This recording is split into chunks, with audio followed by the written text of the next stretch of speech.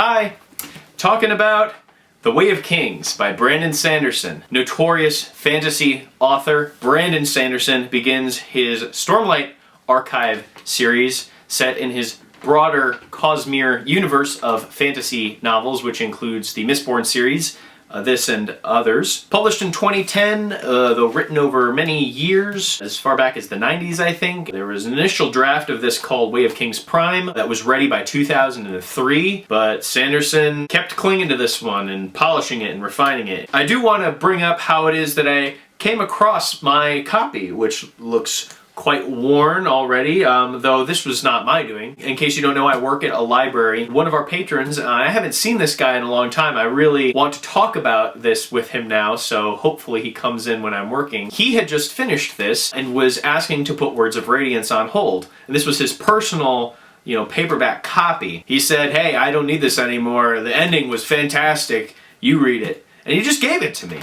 And that's really freaking cool. Before this had even happened, I was well aware of Sanderson, his incredibly successful Kickstarter effort where he wrote 5 books over quarantine, Jesus Christ. Having read all of A Song of Fire and Ice in 2022 to try to reconcile with that series after falling out really hard before even the last season of the adaptation, I needed a fix of fantasy that wasn't going to let me down. I really do love George R. R. Martin's work, don't get me wrong. I'm eagerly anticipating Winds of Winter just like so many are, but I needed to get a broader sense of the world of fantasy novels as it currently exists, and so Sanderson was top of the list. A lot of people have said that this book is rather demanding given its length, but I would actually totally disagree. His writing is about as unadorned as it could be without coming across as plain or lifeless either. Given how sprawling and huge the story of this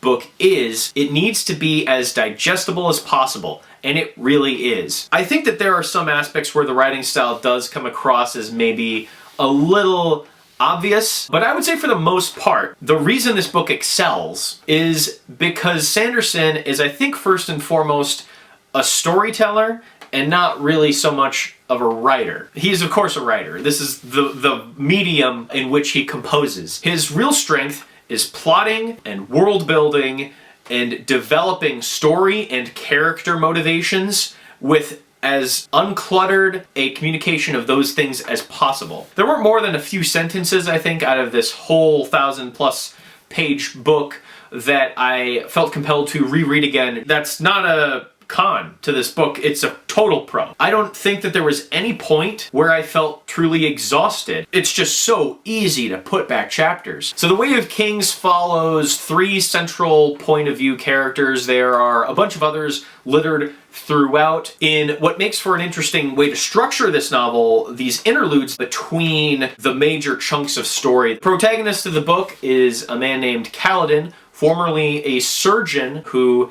is thrust into the military and then sold as a slave back into the military to work as a bridgeman, the lowest position you could occupy. Because bridgemen are just used to haul these giant bridges across this vast arid plateau where the war is taking place so that the army can cross from one section to another. When arriving at battles, the bridgemen have to be the first to go so that the rest of the army can follow. Reading Kaladin's story, man, it was engaging from the first moment he picked up the bridge to the very end. There wasn't a point at all where I was bummed to be getting a Kaladin chapter. He's a character who really cares about protecting people and has let down a lot of people and let a lot of people die. He has almost nothing to lose save for his life, and he has to try to find a way out of this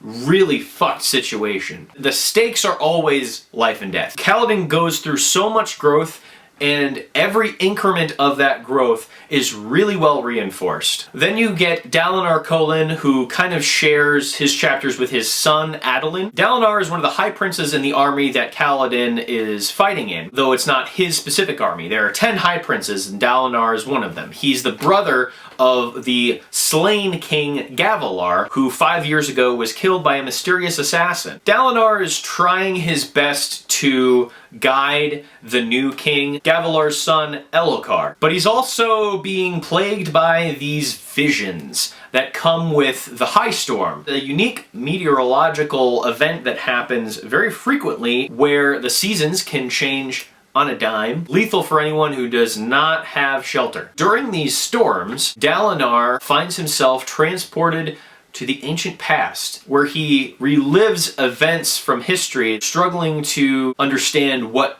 these visions mean and how it impacts his role as a leader in this kingdom. He's a character who is trying his best to cling to his honor, as best as someone like him can, because he isn't the kind of person that his brother Gavilar was. Dalinar was first and foremost a ferocious warrior, the Blackthorn. He feels great regret over his brother's death because that night he was quite drunk. And so he's adopted the codes. The codes restrict him from drinking alcohol. He has to stay in uniform constantly. This kingdom that he and his brother were trying to build up to greatness, it's now in a really fractured and delicate state. None of the princes can really agree to work with each other. Everyone tries to pursue their own interests. All the while, they're still at war with the nation that took responsibility for the death of Gavilar, the Parshendi, an interesting race in this world because they strongly resemble another race called the Parshmen, these docile, like, slaves. So there's also a lot of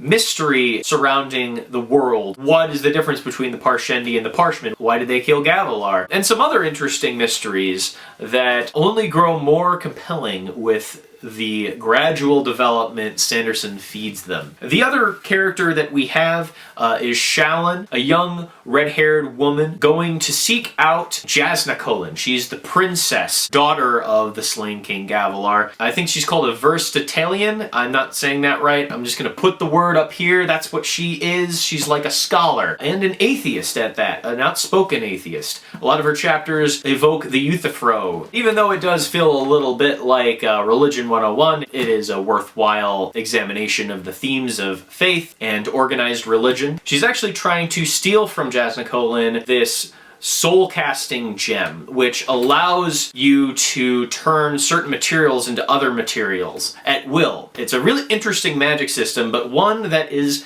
ill understood by most, save for those who actually have these fabrials. In order to help her family after the death of her father, she finds that she really enjoys her tutelage, but she has to save her family. And there's a lot of other things that Shallan is guilty of, revealed later on. And you could say that there is a fourth point of view that pops up in the interludes and then once again at the very end, and that is Sethsonzon Volano, the assassin who killed Gavilar, who feels incredible remorse over that. An incredibly powerful Shin man. It's a race of people who are kind of short, they almost look like children, and they have large eyes. That's, in the very long-winded sense, what the book is about. Perspectives stay isolated for the most part. It is how these storylines eventually tie together that is the reason to read The Way of Kings. Because the climax of this book is so earned. It sets up so much, so slowly. Every part of Kaladin's struggle, every method he employed to deal with his station as a slave, as futile as it seemed at first, it pays off in one of the coolest action scenes I've ever had the pleasure to read. I read probably about 200 pages of this book in about an hour and a half, maybe. I was donating plasma, actually, when I was reading the climax, and I just had to put it down for a while so that my heartbeat could kind of rest a little bit. But after that, yeah, I just chewed through these pages like it was nothing. After the huge battle, there are a ton of incredible payoffs for other characters and clever solutions to problems that racked my brain. Having all of that momentum into this final, I guess you could call it a set piece. It was a very visual experience. It's not just the culmination of all of what Kaladin has been doing. It is the resolution to his inner struggle not to give up. Not to just think of himself, but to do the right thing for its own sake. Because someone has to. Hammered home with a sledge. There was one moment in particular that was really touching to me. There is a chapter before he starts to make strides as a bridgeman where Syl, who is this spren, which is another really interesting concept in the book. There's these little sprites almost. So like if someone's feeling afraid, there'll be like fear spren that'll pop up. And there's this spren who finds him. And usually they're not really sentient things, but she talks to him when he was getting lugged by this slaver to the bridge camp. And he was considering using this one poisonous leaf to try to kill the driver to escape with the other slaves. That attempt didn't go over well, but there's a point later on when he is, you know, inducted into the camp and he's been put through a bridge run and he's just like given up and he's about to kill himself. Syl, not really understanding the significance of that poisonous leaf, seeing him so distraught, she flies off to try to find one and brings it back to him, thinking that somehow this poison is what he wanted, if it will cheer him up in some way. That little moment of just pure goodness, of just innocent support, that was really, really moving to read. It's incredible. It really does live up to the hype, I gotta say. That's not to say that the whole book, I think, is perfect, given the scope of it. There are some things that I felt weren't as assured as others. I really actually did find Dalinar and Adeline's point of view chapters to be quite strong. It was Shallan who I think suffered the most by virtue of being so removed from everything. Dalinar and Kaladin's chapters are somewhat interconnected, and there is a real sense of urgency to what both of them are doing. Whereas Shallan, there is urgency, but it just doesn't match those of the other chapters. And there was a point where I think the writing style itself did get maybe a little cheeky. And that was when she was flirting with this one guy, Kabzal. Not a huge fault, maybe just a little ding there, but yeah.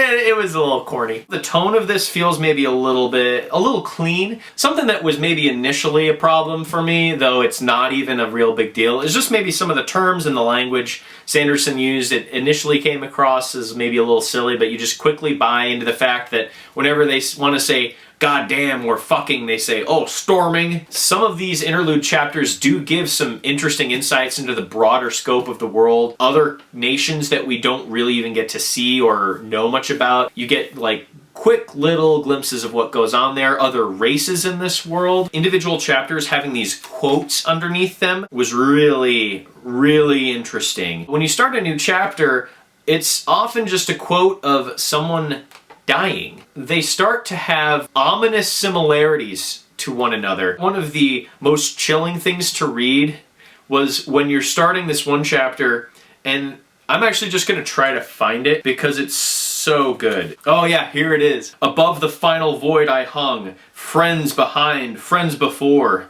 The feast I must drink clings to their faces, and the words I must speak spark in my mind.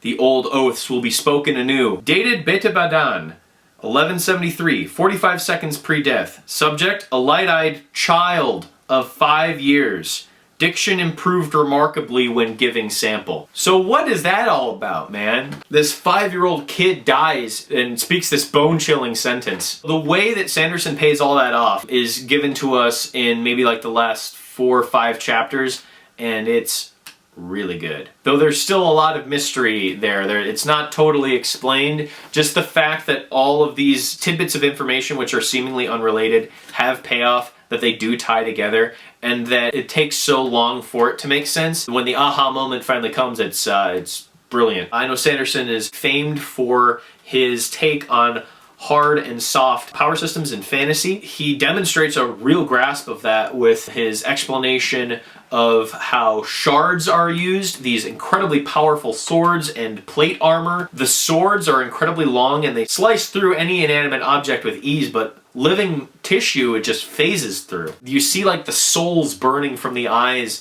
of the fallen men. Actually more intimidating that it's a bloodless kill. There's this thing called surge binding, being able to use stormlight from the storms, which is like stored in their currency system, which is such a cool way to reincorporate a power system also in the economic system of the fictional world. You can have these like gems infused with this light. If you're a surge binder, and this is kind of a reveal later on with Kaladin, you can extract that and use it to heal wounds. You have kinetic influence over things. It's a really cool magic system, and it's very well defined. There's just a really rich, detailed, well-balanced world that Sanderson builds, and it's all in the service of a really cool story. That might actually exhaust my thoughts on it right now without going into major plot points. I really look forward to Words of Radiance, although I think I'm going to take a little break to read some other things. I'm going to pass my copy of this off to another friend, and I'm going to try to read some Raymond Feist, which he's recommended me, although I can't imagine it's going to live up to this book.